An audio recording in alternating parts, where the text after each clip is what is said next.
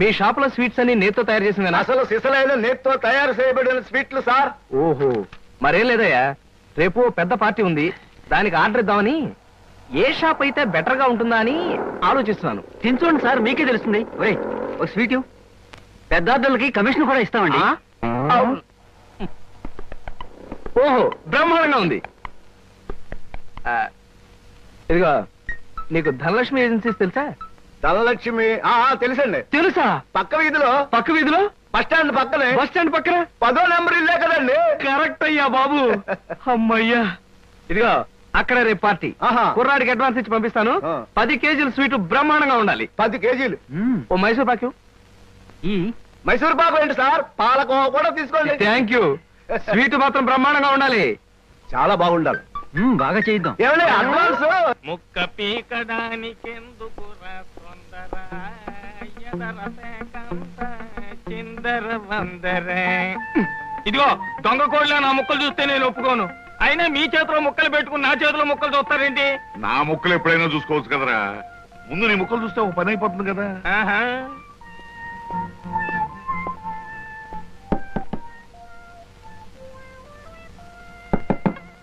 జోకర్లు బెదురుతాయి. ఇదిగో బాబు, Dhanalakshmi agencies operator గారు ఉండేది ఎక్కడ? వేసుకో ముక్క, చూపిస్తాను. షో తర్వాత చూపించవచ్చు కానీ ఆపరేటర్ గారు ఎక్కడున్నారు చెప్పవయ్యా. ఇదిగో ముక్క ఖర్చేయండి. ఏం ఖర్చు చేయడం ఏమిటో. మీలాంటి చెత్త మనుషులు పెట్టుకున్న ఆపరేటర్ ఎవరో గానీ త్వరలో ఆఫీస్ మూసేసి అర్జెంట్ గా పేకాట క్లబ్ పెట్టుకుంటాడు బాబు. పోనీ నువ్వు. లాభం లేదు. Yes, Dhanalakshmi agencies proprietor Koteswararao speaking. అవునవునవును, మీకు సరుకు పంపించాలి.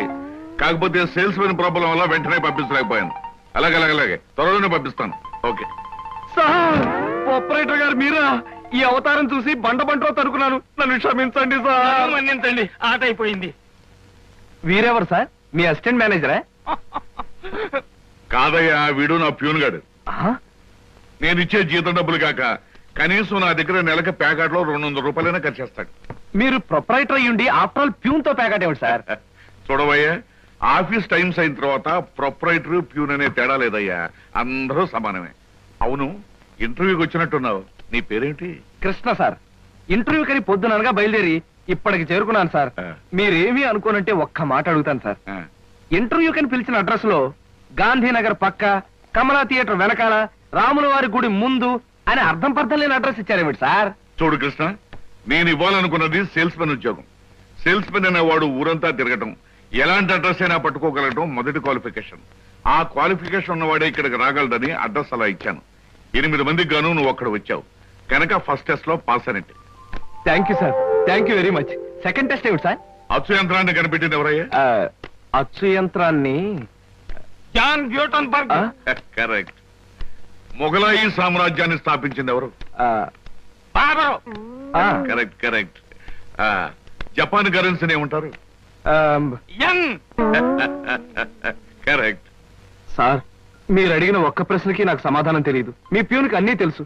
నాకంటే అతనే బెటర్ అనుకుంటాను మీ సేల్స్ మెన్ ఉద్యోగానికి.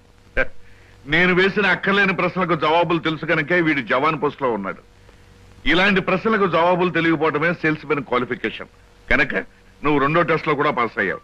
ఇక 3వ క్వాలిఫికేషన్ ఏమిటంటే మన సరుకుల గురించి అబద్ధాలు చెప్పటం. ఏది? ఒక్క అబద్ధం గబుక్కుని చెప్పు. మీరు భలే అందంగా ఉంటారు సార్. అసలేవయ్యా, నా గురించి కాదు, నేను అడిగేది అబద్ధాన్ని గురించి. నేను ఇంతకు ముందు చెప్పింది అబద్ధమే sir. Correct. You are appointed as the salesmen. రేపే వచ్చి డ్యూటీలో చేయండి. Thank you sir, thank you very much. ఏమయ్యా, మీ నలుగురు కలిసి ఈ నెలలో 6 డజన్ ఆర్డర్లైనా తీసుకోలేదు. ఎందుకు పనికొస్తారా మీరు? సోపులకు గానీ, పౌడర్లకు గానీ, పెర్ఫ్యూమ్స్ గానీ మీరు ఒక్క ఆర్డర్ కూడా తీసుకోలేదంటే నేను మీకు జీతం ఎందుకు ఇవ్వాలి? మీరు ఎందుకు తీసుకోవాలి? అదిగా సార్, ఎన్నో విధాలుగా ప్రయత్నం చేశాం కానీ కారణాలు సంజాషులు కాదు నాకు కావాల్సింది, పని జరగడం కావాలి. Good morning sir. Good morning. కొత్తగా ప్రకాష్ నగర్ లో 4 ఆర్డర్లు, శ్రీరామ్ నగర్ నుంచి 15 ఆర్డర్లు తీసుకొచ్చాను. వాళ్ళ మన సరుకు వెంటనే కావాలని చిందులు తొక్కుతున్నారు. మనం గనక ఆలస్యం చేస్తే మన ఆఫీస్ మీద పడి అల్లరి చేసే అవకాశం ఉంది. గుడ్. సేల్స్ మెన్ అంటే అలా ఉండాలి. జాబ్ ఎలా చేయాలో మీకు తెలియకపోతే కృష్ణ దగ్గర శిష్యారకం చేయండి అయ్యా. వెళ్ళండి సార్. ఇంతవరకు మన వాళ్ళు ఎవరు నెహ్రూ నగర్ ఏరియా టచ్ చేసినట్లేదు. ఇవాళ అటువైపు దండయాత్ర చేద్దామని చూస్తున్నారు. Very good. అది సరే కృష్ణ, మన వాళ్ళు ఎవరు కాళ్ళు గడ్డాలు పుచ్చుకుపత్తి వల్ల ఒక్క ఆట కూడా తేలేకపోతున్నారు. మరి నువ్వేమో నెలకు 30-40 ఆటలు తీసుకొస్తున్నావు. ఏమిటయ్యా నీ టెక్నిక్? నా టెక్నిక్ మాటల్లో చెప్పేది కాదు సార్. ఓరి సౌజ్ఞలో చెప్తావా? అది కాదు సార్. నేను కస్టమర్స్ తో డీల్ చేస్తున్నప్పుడు మీరు కళ్ళారా చూస్తే మీకే తెలుస్తుంది. అయితే నేను కూడా ఇవాళ నీతో పాటు వస్తానయ్యా. మీరు కూడా నాతో పాటు రావచ్చు. కాకపోతే మీరు ఇలా సూటు బూటు వేసుకుని ప్రొపరేటర్లా నా వెంట వచ్చారనుకోండి, వీడు సన్నా సేల్స్ మెన్ రా, వీడి వల్ల కాక ప్రొపరేటర్ వెంటేసుకు తిరుగుతున్నాడని మన ప్రోడక్ట్ ను అనుమానించే అవకాశం ఉంది. అమ్మో, మరైతే ఎలాగయ్యా రావటం? మీరేమీ అనుకోకపోతే నా వెంట మీరు రావడానికి ఓ మహత్తరమైన ఐడియా చెప్తాను. ఏమిటయ్యా అది? Good morning sir. Good morning. Potharaju,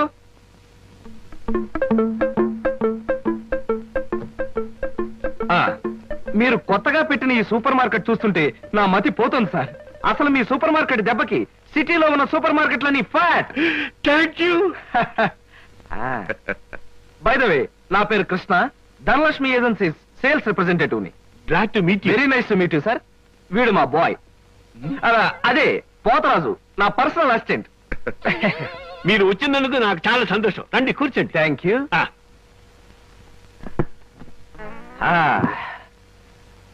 Potharaju, boys కూర్చోకూడదు కదా. అలాగే నిలబడతానండి. సార్, మా ప్రోడక్ట్స్ అన్ని కొంచెం మంచినీళ్ళు ఇప్పిస్తారా? బాయ్ బయటికి వెళ్ళాడు. ఒరేయ్, నన్ను ఊరే అంటావా? పోతరాజు, బాయ్స్ ని అరే ఒరే అనక అయ్యా ఏమండి అనరు కదా. అవునవును, నేను బాయ్ని కదా. జగ్గులో వాటర్ ఉంది, అయ్యగారికి తెచ్చి. నేను నీళ్ళు తీసుకొచ్చి వాళ్ళ, లేకపోతే నేను తీసుకురావాలా? కదా పోతరాజు, ఇప్పుడు నువ్వు బాయ్ కదా. అవును, నేను బాయ్ని కదా. నీ బాయ్ ఏంటి జోకర్ లాగా ఉన్నాడు? కొత్తగా చేరాడు, మొద్దు స్వరూపం, మీరేమనుకోకండి. ఆహా, మిమ్మల్నే సార్. ఓహో, ఏమిటయ్యా? ఒక్కసారి కళ్ళజోడు తీయండి సార్. అరే రే, ఏమిటయ్యా? Face reading sir. ఫేస్ రీడింగా? మొహాన్ని పట్టి అవతల మనిషి యొక్క మంచి చెడు చెప్పడం. దాన్ని నేను 6 సంవత్సరాల పాటు అలహాబాద్ లో ఐజిన్ ఓవర్ అనే ఆస్ట్రేలియన్ దొర దగ్గర ట్రైనింగ్ పొందా. మీరెప్పుడు ట్రైనింగ్ పొందారు?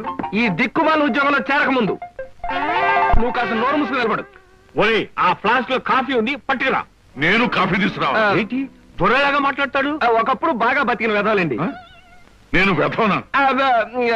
నువ్వు బాయ్ కదా, వెళ్ళి కాఫీ పట్టరా.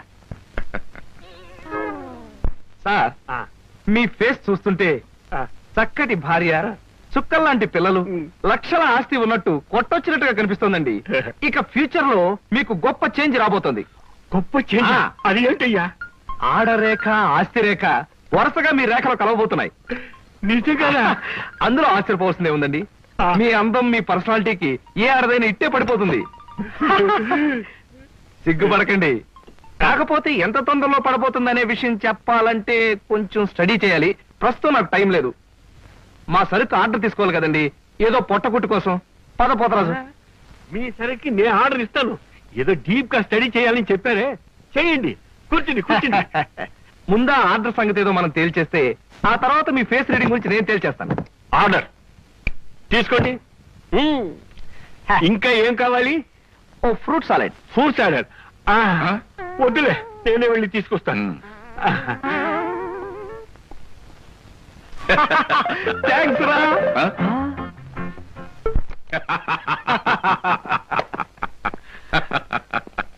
నిజంగా నీకు గొప్ప టాలెంట్ ఉందయ్యా. 6 నెలల్లో ఆడది ఆస్తి కలిసి వస్తుందని 60,000 రూపాయల సరుకు వాడికి అంటకట్టావు. అవును, అసలు నీకు ఫేస్ రీడింగ్ ఏమన్నా తెలుసా? ఫేస్ రీడింగ్ లేదు, మీటర్ రీడింగ్ లేదు సార్. ఆ మాట ఎక్కడో చదివినట్టుగా గుర్తు. ఏ మనిషికైనా ఆస్తి అమ్మాయి అప్పనంగా కలిసి వస్తుందంటే సంబరంగానే ఉంటుందిగా. ఆ వీక్నెస్ పాయింట్ పట్టుకుని వాడిని చిత్త కొట్టేశా. నాతో ప్యూర్ వేషం వేయించితే వేయించావు కానీ మహత్తరమైన నీ టాలెంట్ కనిపెట్టే అవకాశం కలగజేసావయ్యా. సరే కూర్చో. పర్వాలేదు, పర్లేదు, కూర్చోవయ్యా. ఇంతకాలం నువ్వు నా దగ్గర పనిచేస్తున్నా మీ కుటుంబ వ్యవహారాలు ఏమి తెలుసుకోలేదు. అసలు మీ వాళ్ళు ఎవరైనా ఉన్నారా? ఏమిటి మీ కుటుంబ పరిస్థితి? సాధారణంగా మా కుటుంబ విషయాలు చెప్పి ఎదుటి వారికి తలనొప్పి తెప్పించడం నాకు ఇష్టం లేదు. పోనీ తలనొప్పి తెప్పించకుండా క్లుప్తంగా చెప్పబోయా. అంత అభిమానంగా అడుగుతున్నారు కాబట్టి చెప్తున్నాను. నేను కాకుండా మా ఇంట్లో ఉన్న వ్యక్తులు 3. మా అమ్మ దైవభక్తి, ఎదుటి వాళ్ళ మీద అభిమానం, ఆప్యాయత కలిగిన దేవత లాంటి మనిషి. ఇకపోతే మా నాన్నగారు క్రితం జన్మలో తను త్యాగరాజు తాన్సేన్ లాంటి గొప్ప సంగీత విద్వాంసుడని ఆయన ఉద్దేశం. తన రాగాలతో ప్రజలందరికీ రోగాలు తెప్పిస్తూ తన ఆలాపంతో ప్రజలందరినీ హాహాకారాలు చేస్తుంటే పేటలో ఉన్న వాళ్ళందరూ గొంతు పిసిగేస్తామని వాళ్ళ నిర్ణయం తెలియజేశారు. దాంతో భయపడిపోయి ఆయన బాత్రూమ్ లోనే పాడుకోవడం హాబీగా పెట్టుకున్నారు. ఆ సుగుణమే కాకుండా పేకాట పిచ్చి కూడా ఉంది. పని పాట లేని వాళ్ళందరితో చేరి పేకాట్లో ఎప్పుడు ఓడిపోవడమే కాకుండా అప్పుడప్పుడు తన బట్టలు కూడా తాకట్టు పెట్టేస్తుంటారు.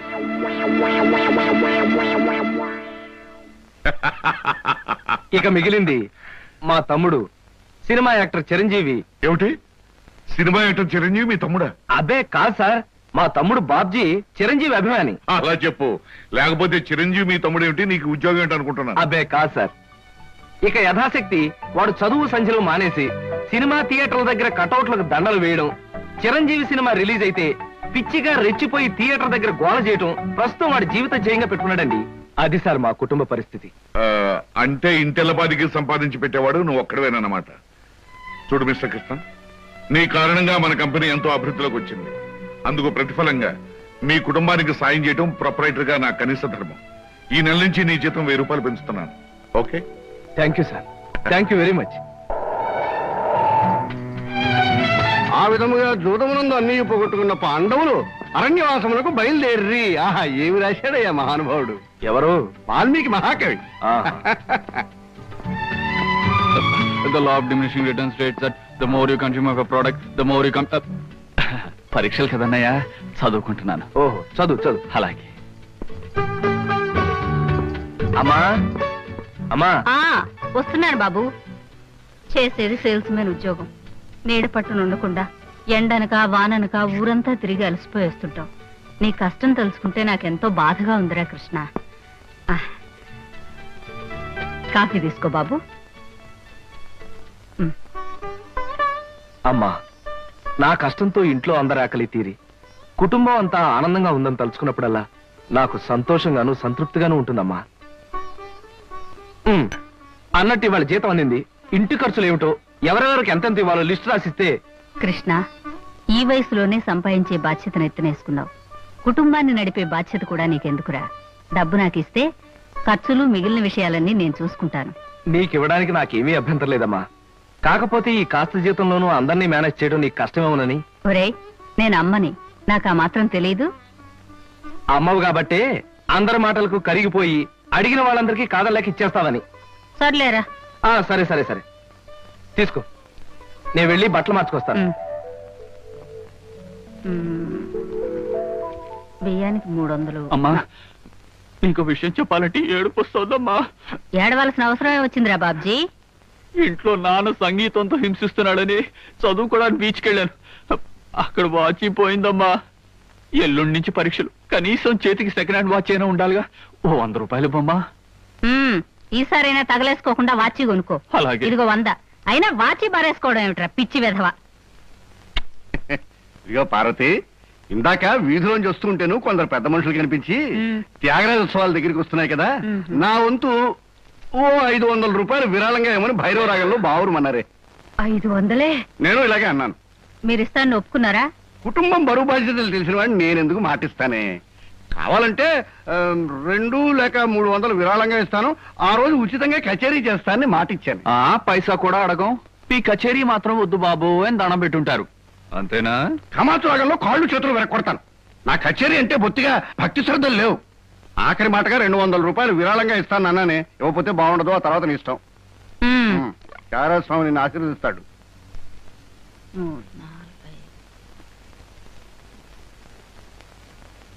అమ్మగారు పాలకు డబ్బులండి. అమ్మగారు పచారీ సామాన్ డబ్బులండి. అమ్మగారు జీతం అండి. అమ్మగారు పాలకు డబ్బులండి. అమ్మగారు పచారీ సామాన్ డబ్బులండి.